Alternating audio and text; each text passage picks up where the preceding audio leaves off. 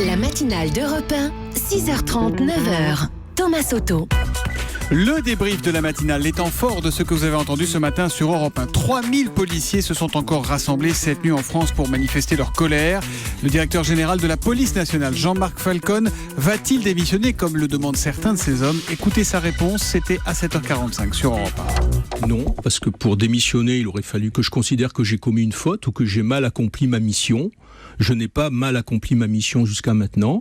Est-ce que j'ai mal géré les attentats en France depuis 2 ans? Est-ce que j'ai mal géré les grandes manifestations? Est-ce que j'ai mal géré le COP21, l'Euro 2016? Est-ce que j'ai pas réformé la police nationale? Donc je continuerai tant que je serai à ce poste à faire le travail tel que je l'ai fait, sans rancœur, en toute objectivité, et je défendrai la police nationale que j'aime et dont je suis originaire. Voilà, Jean-Marc Falcone, ancien commissaire et ancien préfet, qui était donc en exclusivité sur Europe 1 ce matin à 7h45. Nos très chers émirs, le livre des journalistes Georges Malbruno et Christian Chesneau révèle les dérives de la relation entre le Qatar et nos politiques. Voici quelques exemples très concrets avec notre journaliste Théo Manval, c'était à 7h.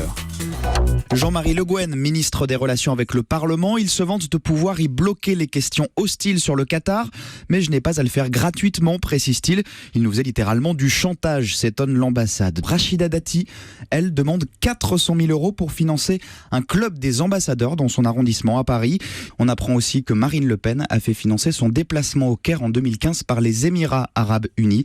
Face à ces révélations, Jean-Marie Le Guen ou encore Rachida Dati ont déjà annoncé qu'ils porteraient plainte pour diffamation.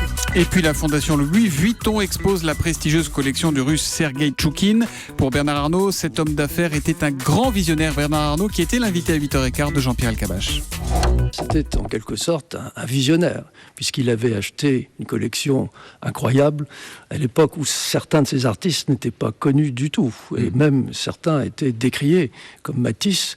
Il avait acheté 37 Matisse, environ 13 Gauguin. Il a des Picasso magnifiques. Et il a fait ça tout en étant critiqué. La collection, depuis son origine, n'a jamais été réunie et beaucoup de tableaux ne sont jamais sortis de Russie. Et c'est aujourd'hui donc une grande première.